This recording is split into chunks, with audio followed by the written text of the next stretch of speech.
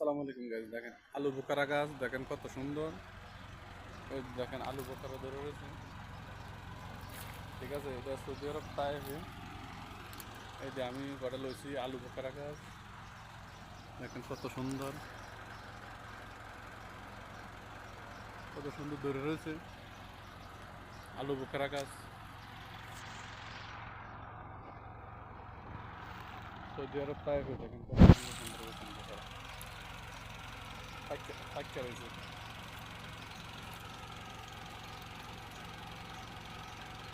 আলু বোখারা গাছ দেখেন কত সুন্দর। আমাদের বাংলাদেশে আছে কি না আমি জানি না, কিন্তু সৌদি আরবে অ্যাভেলেবেল, এই জন্য আমি বেশি